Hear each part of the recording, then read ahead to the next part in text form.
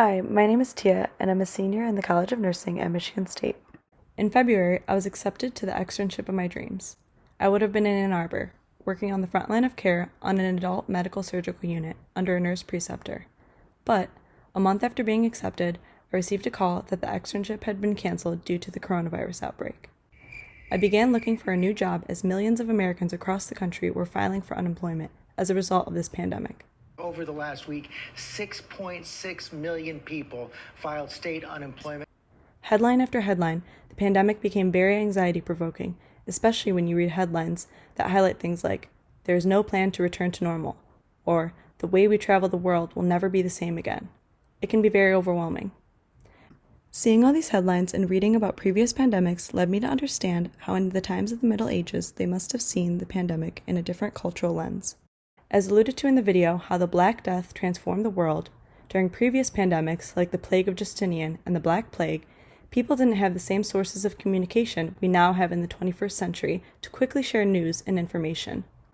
I wanted to gain an understanding of this beyond news headlines, so I decided to hear the experiences of nurses working in hospitals on the front line of care during this pandemic and get an idea of what it may have been like for me. With COVID going on, we're seeing a very drastic change in our unit. We are a non-COVID ICU right now, and our other ICU has adapted into a strictly COVID ICU, so we are taking all of their patients that are non-COVID. So we're seeing not only neuro, but everything, which changes kind of our scope of practice a little bit and what we're used to seeing.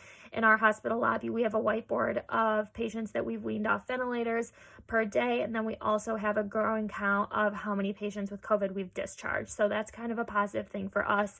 You're not really seeing those numbers of everyone recovered on the news. You kind of have to do a little more searching for it. Allie shares some behind the scenes of how her unit is responding to this pandemic. Since COVID-19's effect is unique for each individual, labor and delivery nurse Liz shares how the virus has impacted her and her patient population. Things are starting to look encouraging. We're seeing more extubations and discharges and improved patient outcomes. And that's really encouraging and rewarding to be a part of. We're used to moms coming into the hospital so eager to have babies and experience what's supposed to be like the happiest moment of their lives. And now we're seeing that this is a really anxiety-provoking thing for pregnant women. I do feel like our hospital has been well supplied to keep our staff safe. We're constantly updated as policies are changing, like I said, by the minute. I think it's important that we kind of take politics out of this and look at the situation as human beings and see that this is affecting everyone in one way or another.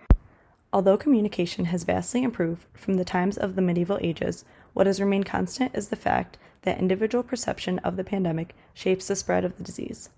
Allie and Liz are both working in hospitals through the pandemic, and their work shaped their social perspective of the pandemic.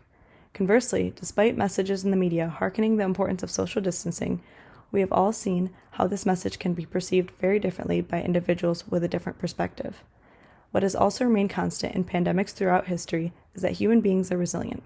They step up and go to extraordinary extremes to offer help and comfort throughout this uncertainty.